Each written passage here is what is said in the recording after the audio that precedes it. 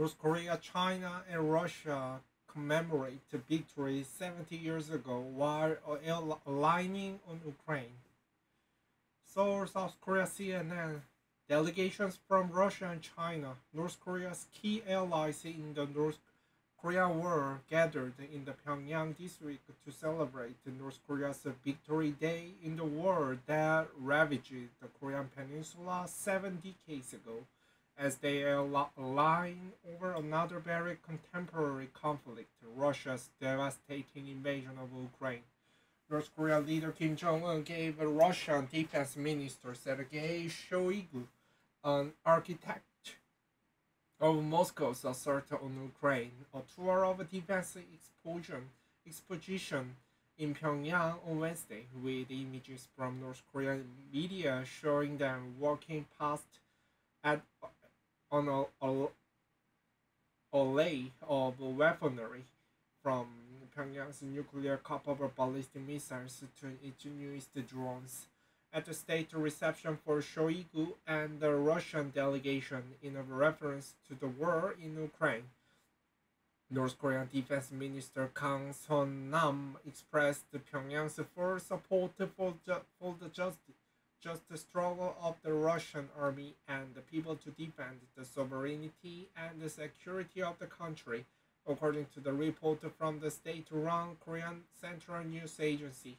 In remarks of his own, Shoigu then said the Korean People's Army has become the strongest army in the world and pledged continued cooperation to keep it that way.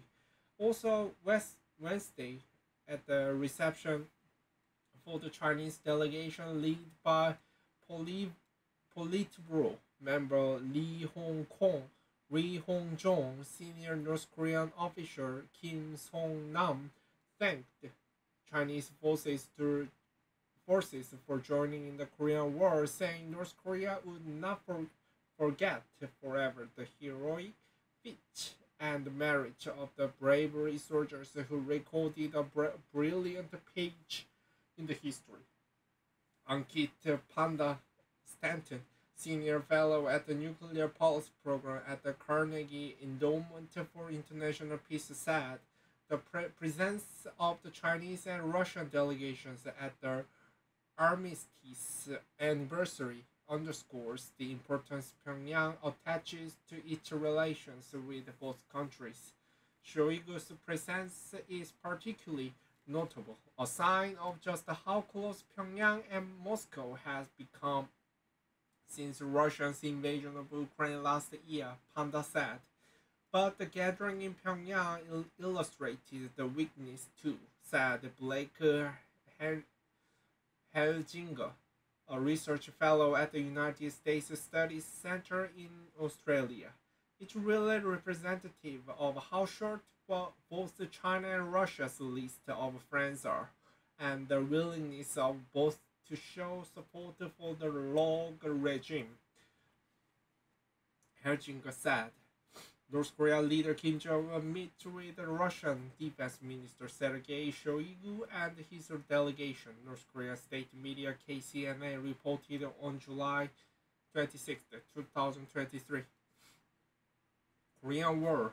Thursday is the 70th anniversary of the end of the 1950 to 1953 Korean War, one of the first international conflicts of the Cold War era.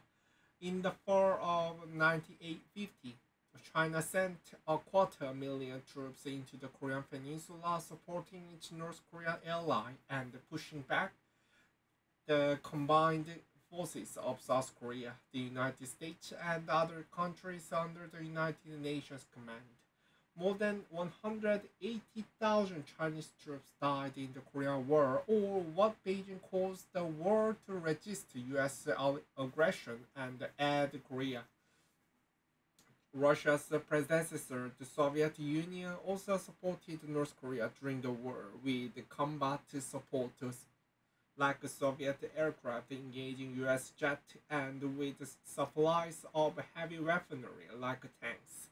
Despite Pyongyang's claims of a victory, the war it launches in 1950 ended in the stalemate, with the current demilitarized zone along the 38th parallel in much the same location as it was before the war.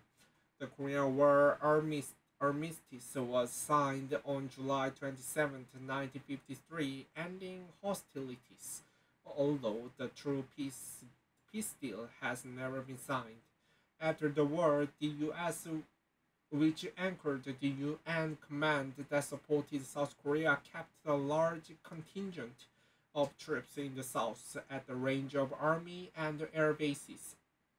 The U.S. Camp Humphreys in Pyeongtaek, south of Seoul, is the largest overseas U.S. military base. Meanwhile, Moscow over the decades has been staunch ally for the North Korea, especially as the two share a joint animosity towards the West. The same can be said for the Chinese Communist Party, especially under China's current leader Xi Jinping. Panda noted how both Moscow and Beijing, permanent members of the UN Security Council, have defended Pyongyang's interest before the world body, as Western powers led by the US have tried to put the further sanctions on North Korea.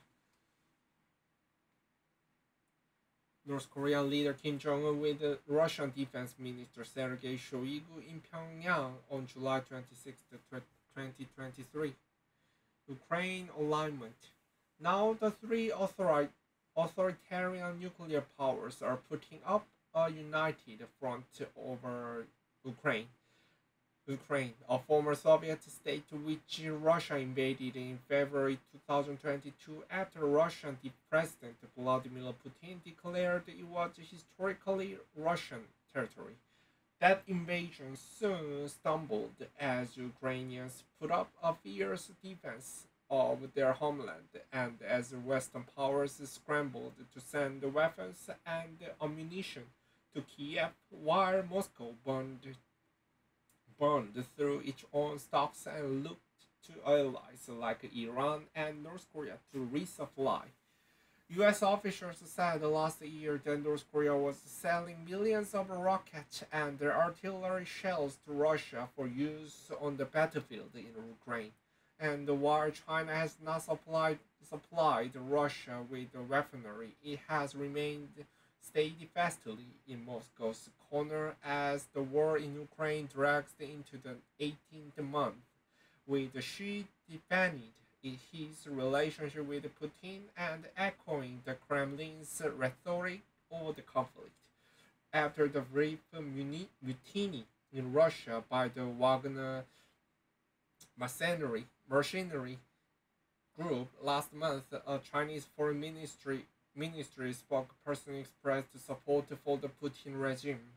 As Russia's friendly neighbor and comprehensive strategic partner of coordination for the new era, China supports Russia in maintaining national stability and achieving development and prosperity, an online statement said. Military drills. Meanwhile, the Russian and Chinese militaries have been active in the waters of the Korean Peninsula with their latest joint exercise, Northern Interaction 2023, bringing together naval and air forces from both countries in drills aiming to strengthen both sides' capabilities of jointly safeguarding regional peace and stability and responding to various security challenges, according to the People's Liberation Army's English website. Those exercises in the waters between the Korean Peninsula and Japan occurred as South Korea and the US were conducting military displays of their own, including a US Navy nuclear-capable ballistic missile submarine making a port call in South Korea for the first time in 4 decades. Pyongyang's armistice commemorations were expected to continue Thursday with a military parade in the capital. North Korea typically marks the key moments in its history with displays of its newest weaponry. One such weapon that may be on display is the Hwasong-18 ICBM, a solid-fueled nuclear-capable missile that North Korea claims could hit anywhere in the United States. It has tested that missile twice this year, most recently earlier this month.